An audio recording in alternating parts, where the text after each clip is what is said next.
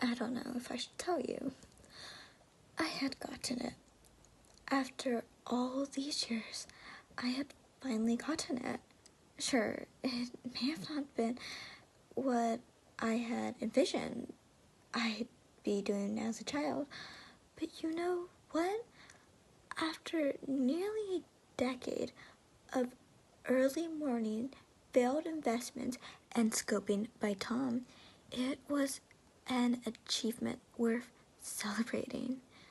Steve, you're late for lunch, my coworker Tom hollered as he put on his sunglasses and chased after the rest of the team. It was a lunch celebrating my new promotion, and I was late to it. 1 second, I called back as something on my desk caught my eye. My cell phone was ringing. Nathan.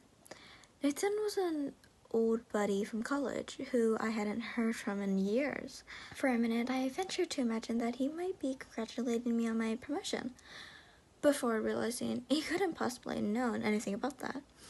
I answered. I should have just let it go to voicemail, but I answered it. Hey buddy, how have you been? I said, slightly distracted as I reached for my jacket. Stephen, can I tell you something?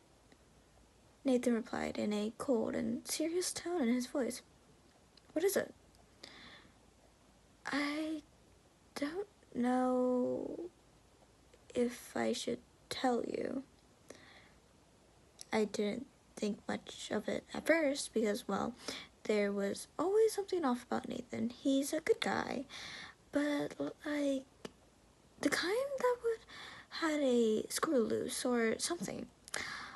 There were just certain things that could only never, ever had happened to anyone else, except for him. Well, that's up to you, I guess, I said, not knowing quite how to respond. Hope you've been well, though. The thing is, if I tell you, it was starting to be a bit weird, so I decided to cut him off. Hey man, I actually have to run to lunch, you know what? Maybe you shouldn't tell me. Okay. Yeah, I gotta go. But before I could even wish him a final farewell, he had hung up. A few hours later, I was on my train home, thinking back on the rare, perfect day. Even Tom was nice to me, I thought to myself, something that had never happened before on my slow crawl to the New York white-collar ladder. Things are looking up.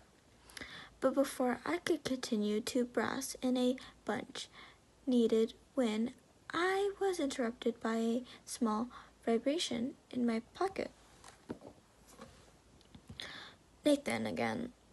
But this time, it was a form of text. Stephen, let me know when you have a second. Nope, not today, I thought to myself, muttering the conversation. All I wanted to do was to get back home, see Sarah, have dinner, and pass out. I couldn't deal with Nathan tomorrow. And when I finally got back, it was exactly what I needed. So, how'd lunch go? Sarah asked. The second I came through the door, remembering the occasion, man, I loved her.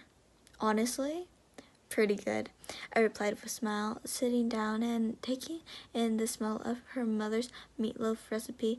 Contrary to the sound, the meal had actually become one of my favorite comfort foods over the years and smelled like the perfect way to cap off a perfect day. That night, as we laid in bed watching another trash reality TV show, Sarah passed out beside me and I began to think how lucky I was. About 50 minutes into the show, I turned off the TV and drifted off to sleep, completely forgetting about the strange interaction with Nathan. The next morning, I woke up to a ray of sunlight in my eye, and it is as if the world was greeting me to yet another positive day. That is, until I looked over to my phone, lying on the table beside me. 11 missed calls. What the fuck, Nathan? I thought to myself as all I hoped for the day felt like they were just slapped me down. I'd call him when I get to the office, but an hour later, when I sat on the train, I was waiting for the end and seemingly countless commute. I felt my phone vibrating. Seriously, Nathan? You know what?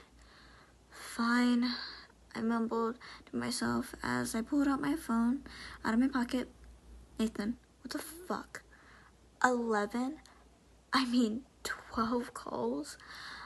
I called out loud as all the other passengers looked up. What the hell's the matter with you? I was never the type to share my business on the train, but I had to put this to a stop now. Stephen, I really need to tell you, he sputtered out frantically. All right, just tell me. There was a brief pause as I looked up and saw a brief dozen strangers just staring over at me. No, you were right. We can't do this over the phone. Listen, I have to ask as a friend, is everything okay? Are you okay? But all he said was, meet me after work tonight, Angry Donkey, before hanging up. Angry Donkey was a name of a old watering hole that we used to frequently right after college. A place with great memories, where we had spent more hours and dollars than I can care to count. While part of me liked the idea of seeing the place again, I found Nathan's cryptic behavior to be too annoying to reward for a meeting. No thanks, I said to myself as things on the train returned to normal. The conversation had been a bit unsettling, but I simply thought I'll just get lost in the day of work. Be careful what you wish for.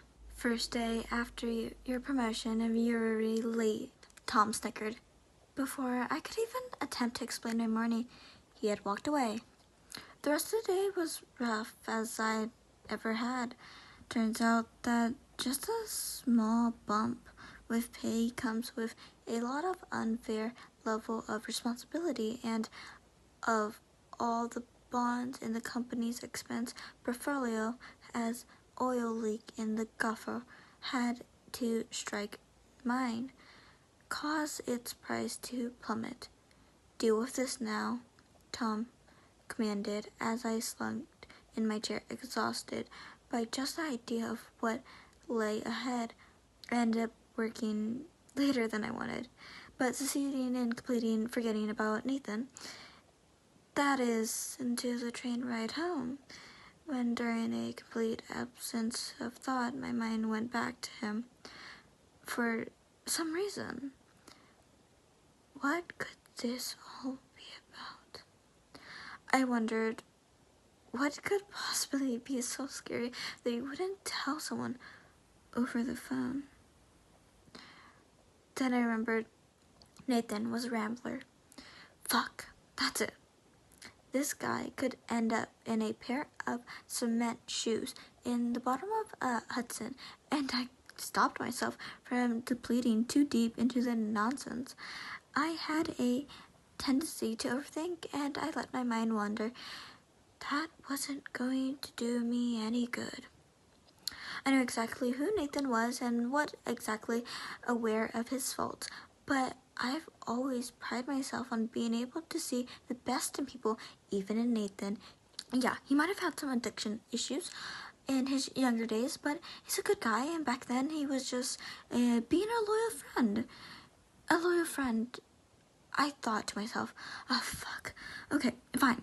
I called out as I jumped off and darted through the near closest busway doors to head for the connecting train to Astoria.